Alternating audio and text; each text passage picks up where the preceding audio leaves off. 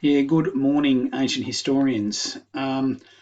This is the Friday Takeaway, episode 3, term 2, week 2, and it's just the wrap up of the week that was and pointing you in the direction of where we're headed next week. All right, so this week we focused on two areas of the ancient sources and beginning to look at the power that Julius Caesar had. Probably a couple of key ideas coming from that work that you did on the ancient sources. In no particular order, Caesar was a highly polarizing figure. Okay, there were people that loved him, there were people that hated him, there were people that were more balanced in their opinion of him. Okay, but all of the sources, be they ancient and even modern sources, move him around and sort of have a pretty clear view on who he was. Okay. With the ancient sources in particular, the context of the production of them is important in shaping the opinion. When you look at the primary sources there, like Cicero and Sallust and Caesar himself as a primary source,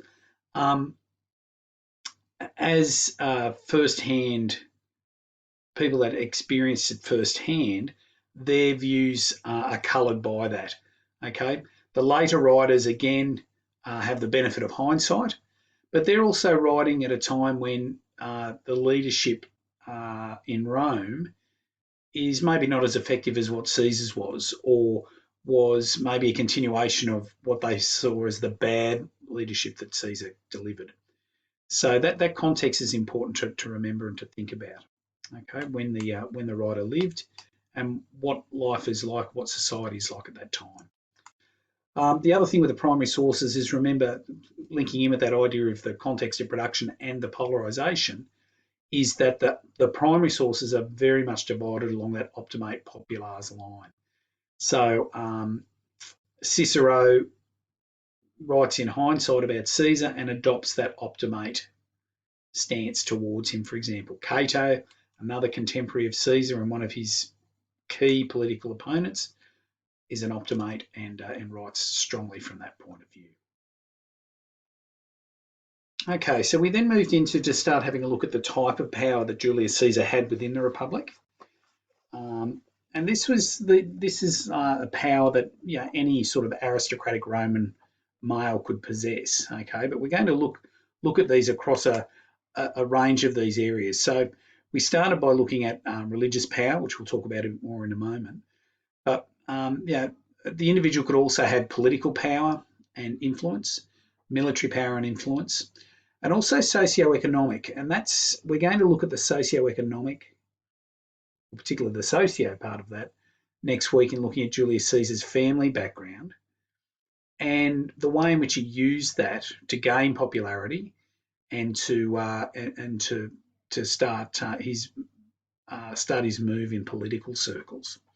All right, so this will be, I guess, a set of criteria that we'll continue to use in looking at and examining Caesar's life and achievements as we move forward. Okay, so the other thing that I note there too is that some of these do support and influence one another. So social power, social popularity obviously plays a role in gaining political power.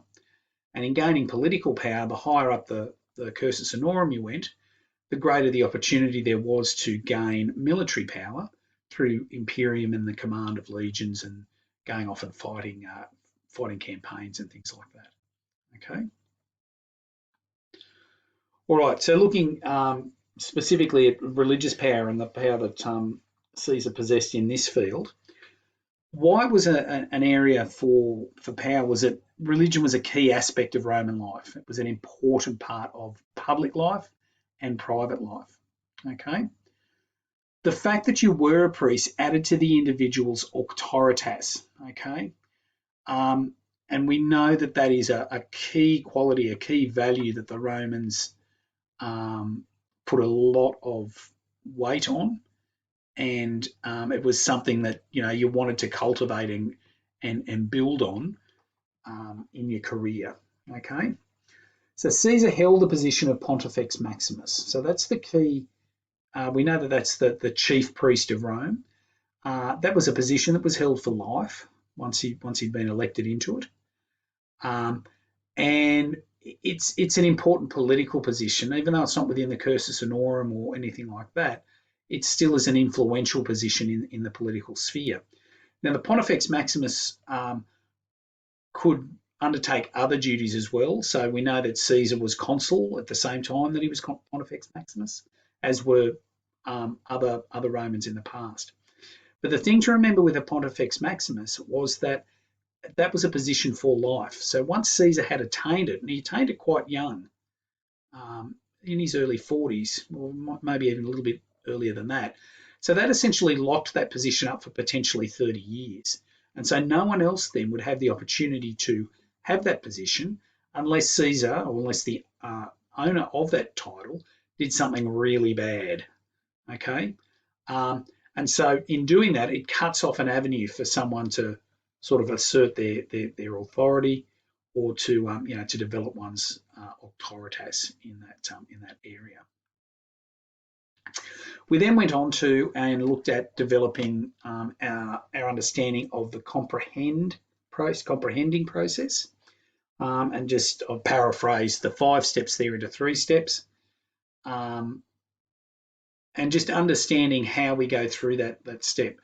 When we're responding to those questions, markers are looking for your ability or the ability to see that process in action. So when you're developing your written response, formulating your response, we can see the way in which you're moving through those processes. And that's something that we're going to practice a lot between now and our time in November. All right, just a couple of admin things now just to wrap it up. Just a reminder, just with the check-ins on Wednesday and Friday. On Wednesday, I'm looking for some evidence that you've seen the week's work and or you've commenced it, okay? The evidence can be an acknowledgement or a comment in response to a chat post or an email to me about a query that you might have with the work. So that thumbs up on Monday is enough for me to say, yep, you've seen it, you know what's coming, and then you'll do it at whichever time in the week that you will do it, okay? So that might mean the way that you've got your week worked, you mightn't start doing your ancient work until after we have our session on Thursdays, and that's fine. But I still need to see evidence that you've got it and you understand what we've got to do before that. Okay. On the Friday, I'm just looking to see that you've completed, or you've had a good crack at completing the set work based on my knowledge of your situation. So if you've been ill during the week, for example, you've had 2 or 3 days off, I know that you're not going to be very far advanced with it. Okay, that's completely understandable. But again, if I don't know, I can't help. Okay. On both days, if I can't see the evidence of what you're doing, I'll contact you and I'll contact mum or dad. Okay, so and that's a process that we're following across all of the other subjects as well. So please just do those things that are going to make it a little bit easier for you and a little bit easier for me in terms of having to chase people up for getting things done. Rightio, just a reminder looking forward, we go into week 3 of term next week. Week 4 is our first part of our assessment task, which is on the 13th of May, which is your comprehend question, paragraph response. You'll receive that on the day, and that'll have to be submitted back to me on the day for marking. And then a similar setup then in week 5, where our focus though will be on analysis. All right, okay. Both of those tasks have to be completed on the set date, unless we've got prior arrangements because of illness or whatever else it may be. But that's got to be organised prior to the day, if possible. All right, well that's about it for the week. Thanks for putting in. Thank you for your involvement in our session on Wednesday, and I might have said Thursday earlier on. That was my the 11th. I'm sorry. So, but thank you for your participation there on Wednesday.